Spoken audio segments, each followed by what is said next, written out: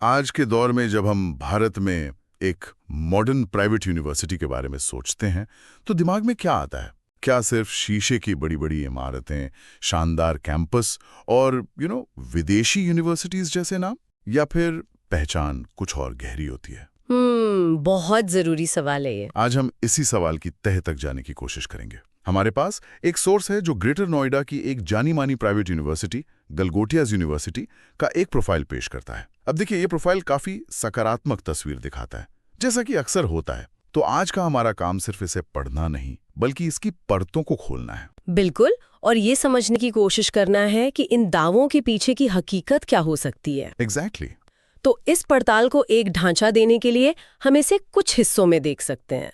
सबसे पहले यूनिवर्सिटी की बुनियाद, मतलब उसका इंफ्रास्ट्रक्चर और माहौल कैसा है। ठीक है। फिर हम बात करेंगे सबसे जरूरी चीज की, यहाँ की पढ़ाई और सिखाने वालों की।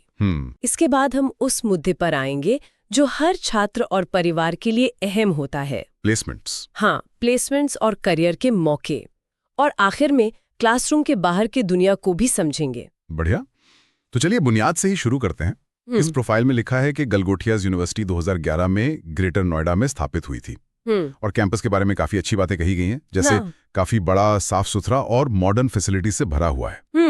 इसमें smart classrooms, fully equipped labs, digital library, sports complex, hostel, मतलब ये सारी बातें हैं। हाँ, और ये सब सुनने में बहुत अच्छा लगता है, लेकिन ईमानदारी से कहूं तो 21वीं सदी में खुलने वाली किसी भी अच्छी यूनिवर्सिटी के लिए ये एक तरह से बेसिक जरूरतें हैं। बेसिक जरूरत। हाँ, मतलब ये टेबल स्टेक्स हैं। आज के दौर में स्मार्ट क्लासरूम होना कोई अनोखी बात नहीं है, ये एक उम्मीद है। अच्छा, तो आप कह रही हैं कि ये सिर्फ एक मार्केटिंग चेकलिस्ट है कि देखिए हमारे पास ये सब है? नहीं, मैं ये नहीं कह रही कि ये जरूरी नहीं है, ये बहुत जरूरी है। लेकिन असली सवाल ये नहीं है कि आपके पास क्या है, सवाल ये है कि आप उसका इस्तेमाल कैसे करते हैं। सोर्स कहता है कि यहाँ प्रैक्टिकल लर्निंग पर जोर है। ये स्मार्ट क्लासरूम और लैब्स उसी का जरिया है। पर सोचने वाली बात यह है कि क्या ये सिर्फ फैंसी प्रोजेक्टर्स और नए उपकरण बनकर रह गए हैं, या सच में सीखने सिखाने के तरीके को बदल रहे हैं?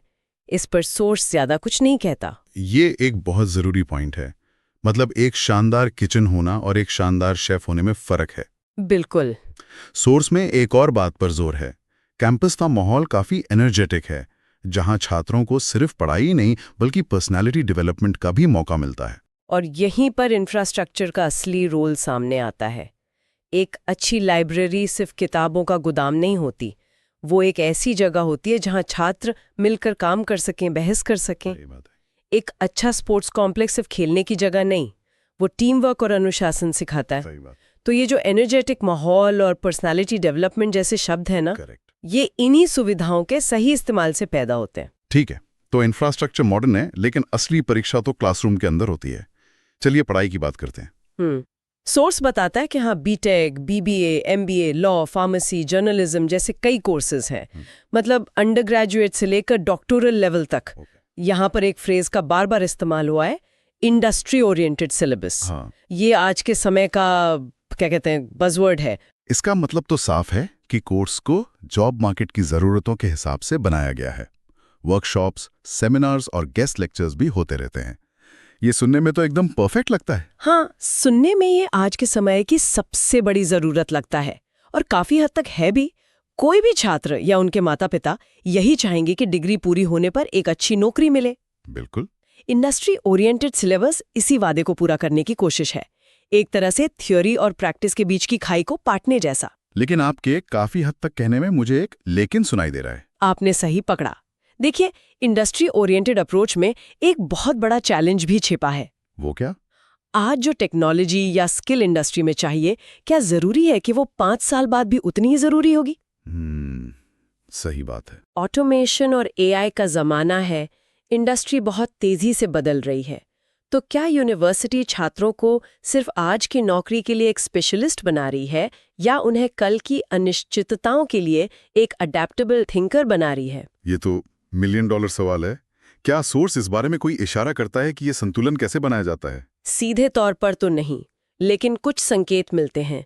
सोर्स में कहा गया है कि यहाँ एक्सपीरियंस्ड और क्वालिफाइड प्रोफेसर्स हैं जो सिर्फ थ्योरी नहीं बल्कि प्रैक्टिकल एग्जाम्पल्स के जरिए कॉन्सेप्ट समझाते हैं। अच्छा।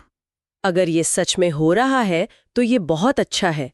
एक अच्छा टीचर आपको सिर्फ जावा कोडिंग नहीं सिखाता, वो आपको लॉजिकल थिंकिंग सिखाता है जो किसी भी प्रोग्रामिंग लैंग्वेज में काम आएगी। सही। सोर्स ये भी कहता है कि छात्रों को प्रोजेक्ट्स, इंटर्नशिप और रिसर्च के लिए बढ़ावा दिया जाता है।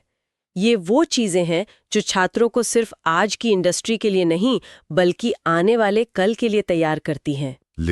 लेकिन फिर वही बात, सोर्स इन दारों की गहराई में नहीं उतरता। ये नहीं बताता कि कितने प्रतिशत छात्रों को वाकई में क्वालिटी इंटर्नशिप मिलती है। समझ गया। तो दावा अच्छा है पर उसके समर्थन में ठोस डेटा या उदाहरण की कमी है। चलिए अब उस मुद्दे पे आते हैं जिसका सबको इंतजार रहता है, प्लेसमेंट्स। हाँ, प्लेसमेंट्स। सोर्स के मुताबिक यूनिवर्सिटी का प्लेसमेंट सेल काफी एक्टिव है और कुछ कंपनियों के नाम भी दिए गए हैं, जैसे TCS, Wipro, Infosys, Accenture, Capgemini. ये तो IT की बड़ी कंपनियां हो गई। लेकिन लिस्ट में HDFC बैंक, बायजूस और डिलॉयट जैसे नाम देखना दिलचस्प है। ये दिखाता है कि मौके सिर्फ इंजीनियरिंग के छात्रों तक सीमित नहीं है। बिल्कुल, ये एक बहुत पॉजिटिव संकेत है। एक अच्छी यूनिवर्सिटी की पहचान यही होती है कि वो अलग-अलग स्ट्रीम के छात्रों के लिए मौके बना पाए। सही। ये लिस्ट दिखाती है कि कैंपस में विविध तरह की कंपनियां आ रही हैं, लेकिन यहाँ एक एनालिस्ट की नजर से देखें तो कुछ सवाल उठते हैं। जैसे कि सोर्स कहता है कई बड़ी कंपनियां आती हैं, पर क्या वो ये बताता है कि कुल कितने छात्रों को प्लेसमेंट मिला, प्लेसमेंट रेट क्या है या औसत सैलरी पैकेज क्या था? मतलब बड़े नाम होना एक बात है और असल में कितने लोगों को अच्छी नौकरी मिली ये दूसरी बात है। एग्जैक्टली। और सोर्स